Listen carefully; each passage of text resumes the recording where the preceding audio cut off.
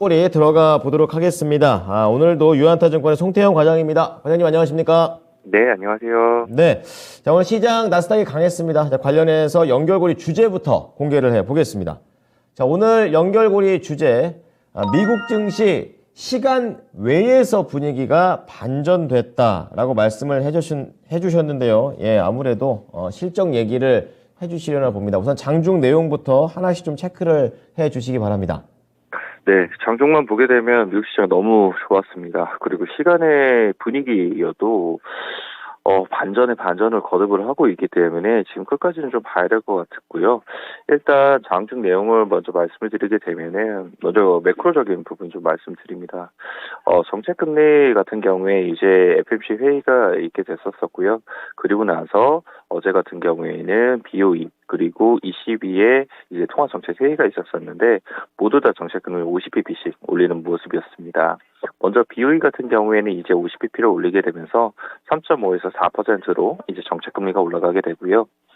7명 중에 5명이 찬성을 하게 되고 2명은 동결을 주장을 하게 되면서 생각보다는 이제 영국에서도 금리에 대한 인상에 대한 부분이 점차적으로 압력이 낮아지고 있구나. 이거는 조금 생각을 해볼 수 있었었고요.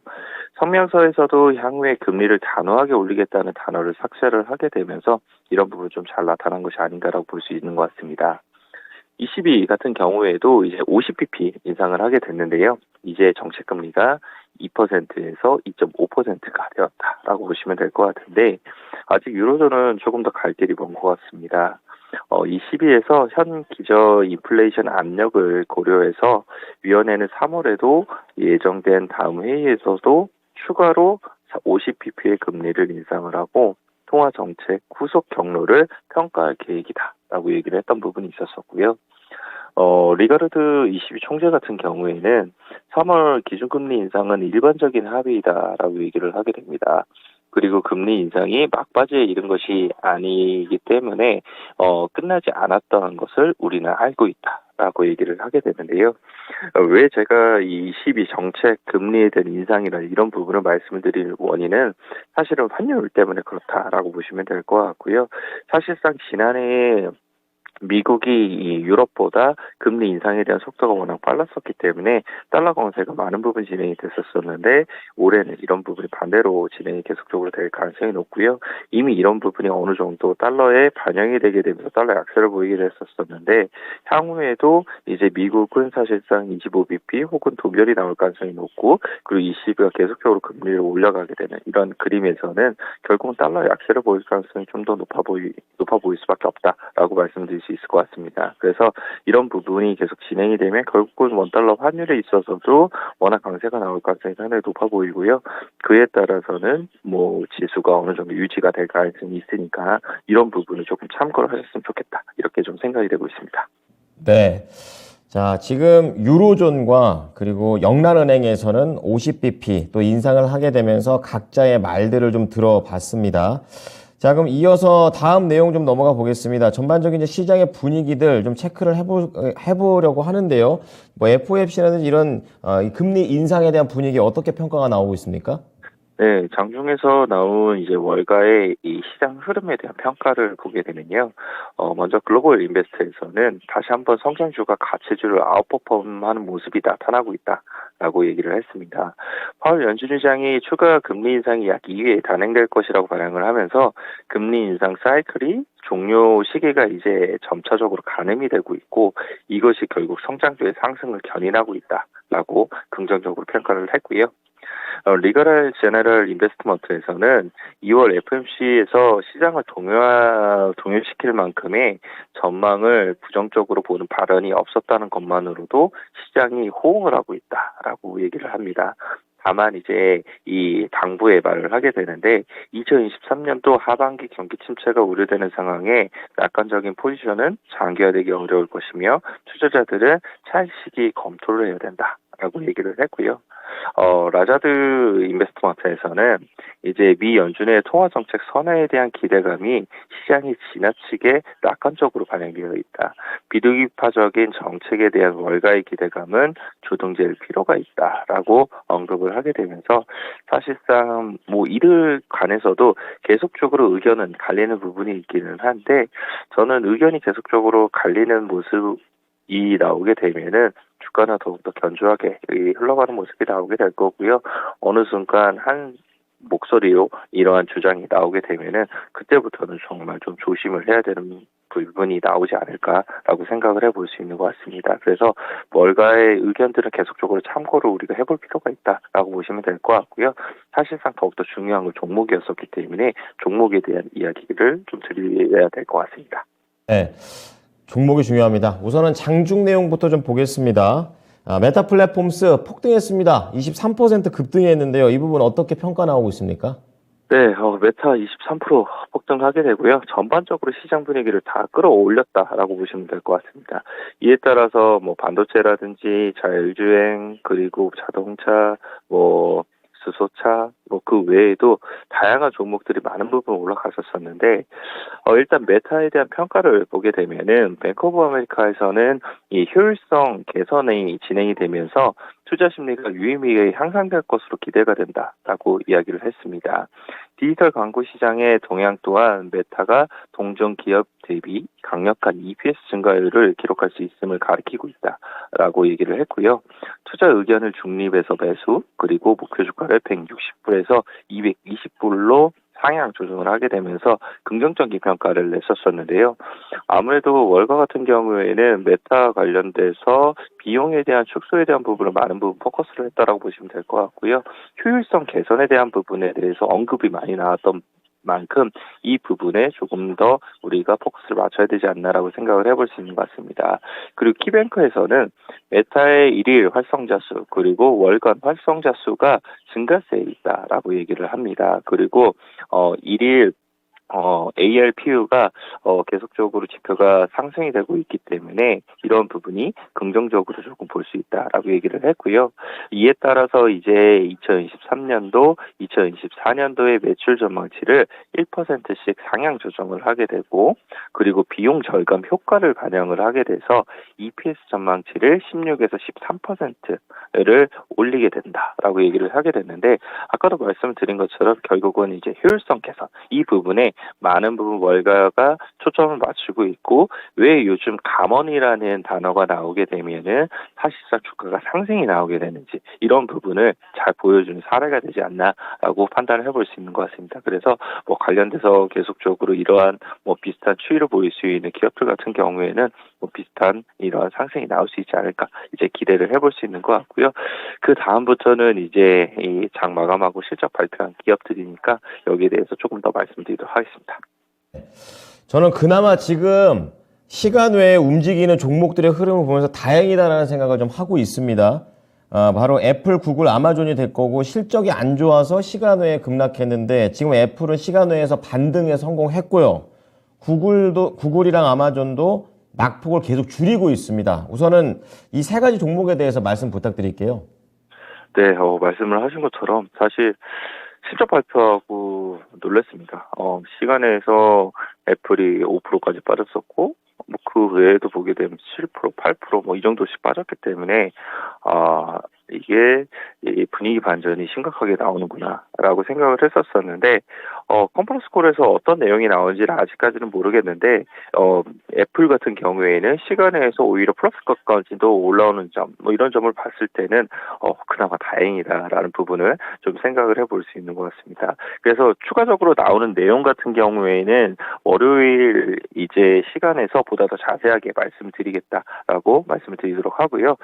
일단 실적만 놓고 보게 되면은 애플 같은 경우에 컨센서스를 매출액 같은 경우도 그리고 EPS도 모두 다 하회를 했습니다. 컨센서스를 하회한 게 사실 2016년 이후에 처음이기 때문에 이런 부분 일단 수치상으로 충격을 받을 만했다라고 보시면 될 것 같고요. 역시나 이제 아이폰 매출 관련돼서 컨센서스를 하회를 하게 되면서 부진의 원인이 되지 않았나라고 좀 생각을 해볼 수 있는 것 같습니다. 하지만 또 아이러니한 점 중에 하나는 중국 결국 매출에 대한 부분은 컨센서스를 오히려 상회를 했거든요. 그래서 이 부분이 과연 어떻게 컨퍼런스 콜에서 내용에서 나왔는지 뭐 이 부분을 조금 지켜봐야 되는 부분이다라고 좀 보시면 될 것 같고요. 팀쿡 CEO 같은 경우에는 이 달러 강세와 중국 정저우 공장 노사 분규 그리고 글로벌 경기 둔화 등으로 회사 매출이 감소했다라는 코멘트를 남겼던 부분이 있었습니다. 그래서 보다 더 자세한 내용은 일단 조금 더 내용이 나오는 거를 보면서 월요일날 이제 말씀을 드리도록 하고요. 다음 구글 말씀드리도록 하겠습니다. 구글 같은 경우에도 사실 장중에는 7% 정도 상승이 나왔었는데 이게 이제 시간 외에서 4%, 시간에서 6%까지 하락이 나오다가 지금 현재는 한 3% 정도 하락을 보이고 있습니다. 매출액 같은 경우에 컨센서스를 소폭 하회를 했고요.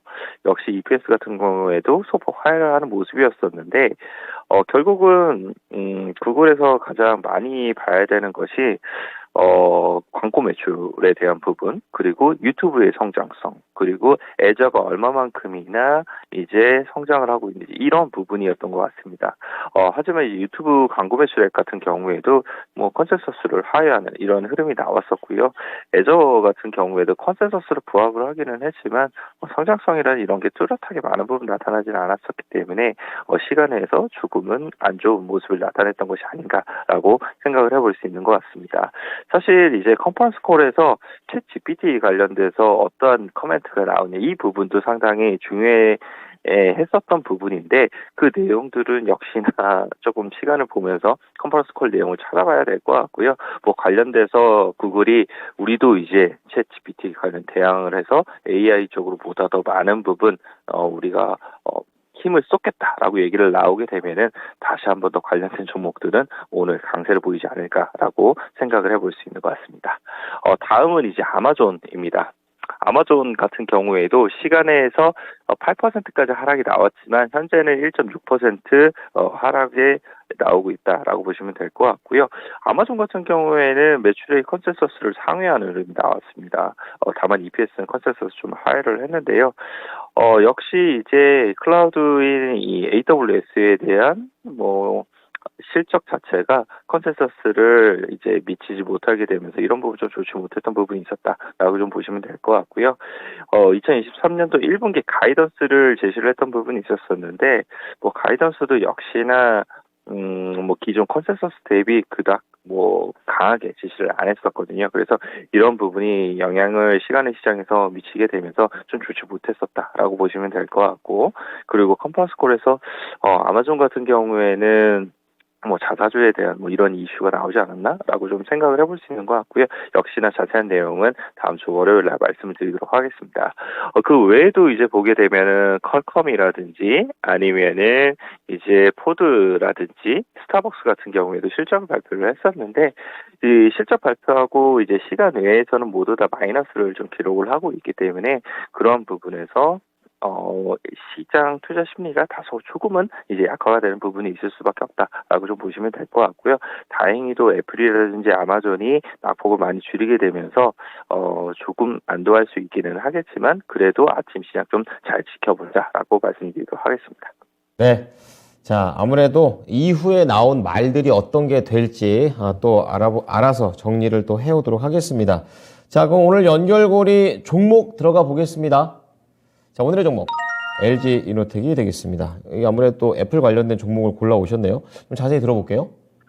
사실 생각은 이런 거였습니다. 제가 이 원고를 작성을 할 때까지만 하더라도 애플이 4% 정도 하락이 나오고 있었거든요.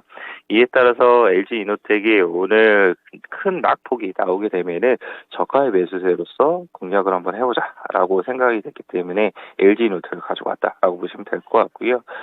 사실상 애플의 실적 둔화에 대한 부분이 이미 LG 이노텍의 4분기 실적에서 잘 나타났습니다. 영업이익이 사실 60% 정도 줄게 되면서 컨센서스 큰 폭으로 하회를 했던 부분이 있었었고요. 이런 부분이 이제 2023년도에는 중국의 이연된 수요에 대한 부분 그리고 기저 효과를 나올 수 있는 부분이 있기 때문에 회복에 대한 그림으로서 나올 수가 있을 것 같고요. 2023년도 하반기에 보게 되면은 결국은 애플이 다시 신모델을 출시를 하게 되면서 여기에 따른 강압 부분에서는 폴리드 줌에 대한 공급 그리고 일반 모델에서도 고화소 광학 렌즈를 채택을 함에 따라서 ASP가 상승이 될 수 있는 부분이 있는 것 같습니다. 그래서 이러한 두 가지 부분을 생각을 해봤을 때는 상반기에는 이제 매출액이 4분기 때를 저점으로 해서 일부 회복되는 그림이 나오게 되고 하반기 때 이러한 회복을 발판을 삼아서 더욱더 상승폭을 크게 만드는 실적에 대한 이런 부분을 생각을 해보게 되면은 오늘 만약 이 애플에 대한 이슈로 인해서 LG 이노텍이 하락을 하게 되면은 좋은 저가 매수의 기회로서 활용이 되지 않나라고 생각을 해볼 수 있는 것 같고요. 과연 오늘 이제 애플이 시간에서 많은 부분 올라왔었기 때문에 어떻게 반응이 될지는 조금은 지켜봐야 될 것 같습니다. 가격 목표가만 좀 들어보고 마치겠습니다. 일단은 네, LG 이노텍 같은 경우에는 요즘 이 지수 반등이 나왔음에도 불구하고 올라간 게 없습니다. 그래서 일단 목표 주가로 말씀을 드리는 거는 한 32만 5천 원 정도를 말씀을 드린다라고 보시면 될 것 같고요. 오늘 만약에 이 빠지게 되면서 전 저점이 한 25만 원 선까지 내려가게 되면은 좋은 저가 매수의 기회로서 활용이 되지 않을까 이렇게 생각을 하고 있습니다. 네. 자, LG 이노텍 저가 매수 전략 잘 참고하겠습니다. 한 주 동안 고생하셨습니다. 네, 감사합니다. 네, 유한타 증권의 송태현 과장이었습니다. 지금까지 투자 판단에 도움이 될 수 있는 정보를 제공해 드렸습니다. 하지만 특정 종목의 상승과 하락을 보장하지는 않으니까요. 이 부분 참고해 주시기 바랍니다. 금요일장도 성공 투자하십시오. 고맙습니다.